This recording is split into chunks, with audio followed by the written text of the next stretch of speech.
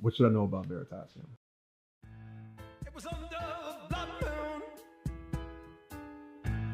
I felt my heart come. I held you in this strange light, a place where So shadows basically, I'm run. looking to tie the entire world through Veritasium.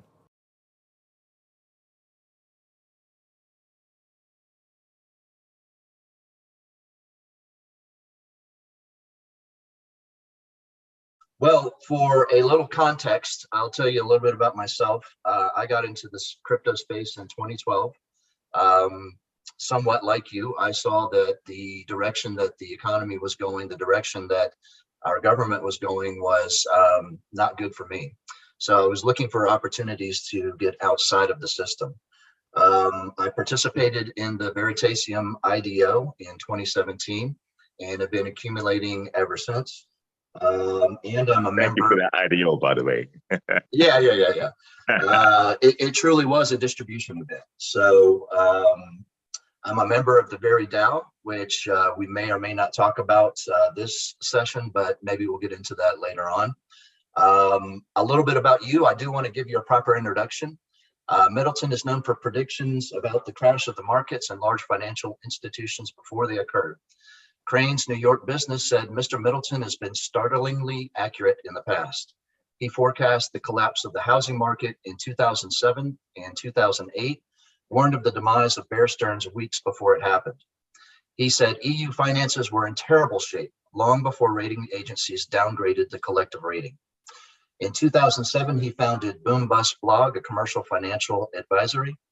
In 2014, he founded Veritasium, the progenitor of decentralized finance technology. According to Mr. Middleton, his creation exploits modern cryptography in the fields of finance, economics, value transfer to disintermediate legacy financial institutions such as Wall Street banks. Mr. Middleton has been one of the very few analysts in Wall Street to forecast in advance the subprime mortgage crisis in 2008, collapse of Bear Stearns and Lehman Brothers. Soon after the 2008 collapse, he pointed to cracks in the European banks and EU as the next thing to watch out for. In 2011, Italy had a bond crisis and many European banking institutions had to be assisted by ECB interventions. In 2014, Mr. Middleton wins his second and consecutive year stock picking contest on CNBC. His main thesis was that Google's stock had performed well, presciently describing how it will expand the revenue model for several years into the future. On February 2020, Reggie Middleton has been calling for a global financial recession well before the mass lockdowns worldwide. At that time, Reggie also called for gold to gain in price right before the spike. Recently, in April and May of 2014, Reggie Middleton filed multiple applications, eventually in a variety of jurisdictions, for patent protection against his intellectual property of its peer-to-peer zero trust value transfer. On October 16th, 2020, the Japanese Patent Office granted Reggie Middleton the patent.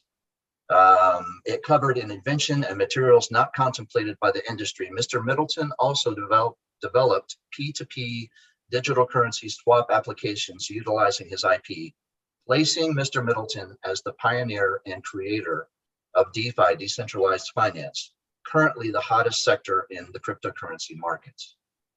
Quite a resume. Well, thank you.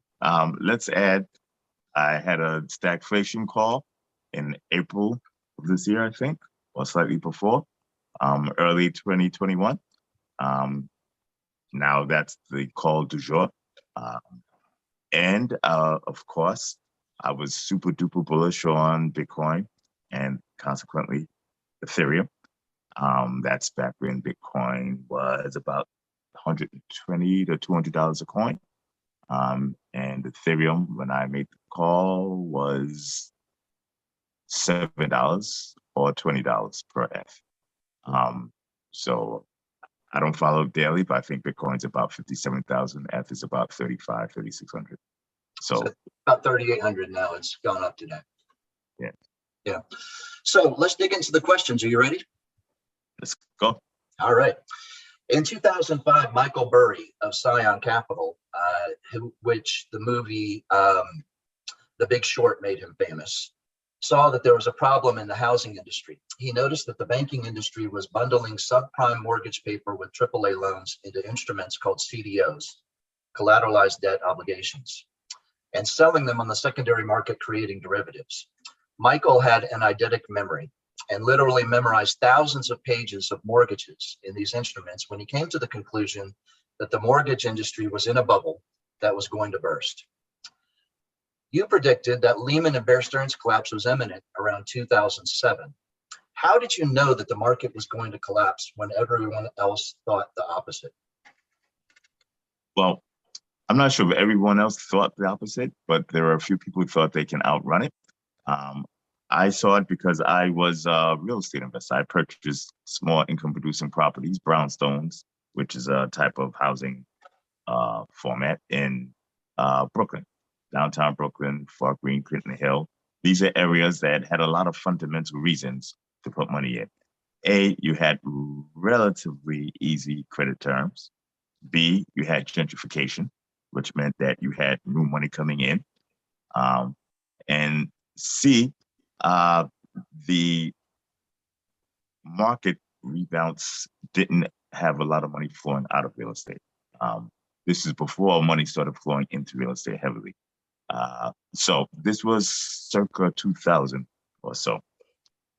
And you also had general inflow of relatively money individuals from Manhattan, which is a more money borough, into Brooklyn, simply because a lot of people were getting priced out of Manhattan.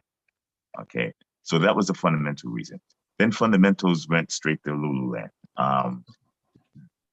The banks started creating funding mechanisms that defied proper underwriting prudence, math, and they were giving loans away.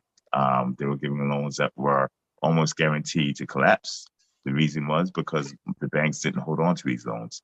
They made the loans, they packaged them, and they sold them off, which is part of what Michael Burry found. And as I had my analytical team, I had a team of analysts, we dug into it, came to the same conclusion. You really don't have to be smart. Not no offense to Mr. Burry, he seems like an absolute genius. But you don't have to be smart to see that you take a bad loan, you take a bad credit risk, you do very bad underwriting, you package that loan, and you sell it off with a investment grade, single, double, or triple A rating, you know something bad is going to happen. No doubt. And then you leverage that up on top of it. So something bad did happen. If you go to the Bear Stearns report, I actually did these analyses and I gave them away for free because I had a subscription blog called Boom Bust Blog where I would give almost a daily opinion. And then the hardcore analysis I would sell, and I would sell as a subscription. But some of the stuff I gave away as a PSA, a public service announcement. Now, I took positions on my research. I ate my own dog food. So Bear Stearns, you still go, it's called Is This the Breaking of the Bear? And it's on the boombustblog.com site. And after reading it recently, it is, I have to admit, amazingly prescient. But if you take a look at what we put there, we had, debt to rent ratios. We had, all the basic fundamentals. And if you take a look at what was going on in the market, the basic fundamentals gave a very clear sign. Took a look at Bear Stearns' balance sheet. And I understand people don't do this anymore, but you value a bank by its balance sheet. You take a look at his balance sheet, it's a horror story. You take a look at the cash flows. You take a look at the risk metrics and the credit metrics. Almost everything was bad. It was so bad as to be unbelievable. Okay, then you go to the fine print, and the fine print, you realize, well, that's why they made the print very fine, because they hope you don't read it. Right. So if you take a look at it, it's about 36 pages, but I think it's condensed on the website. It came true almost like a crystal ball. And then we simply took that template and we used it for every other bank that was prolific in the residential lending sector. So that was Lehman Brothers. We recall Lehman Brothers collapsed as well. I remember Washington Mutual, WAMU, doesn't exist anymore. Countrywide, etc. Then we went over to commercial lending sector. And with the commercial lending center, it was a bit more concentrated. So instead of going to the commercial lenders directly, we went to the big REITs. And this was General Growth Properties. At the time, the second largest REIT in the country. We said it was going to go bankrupt.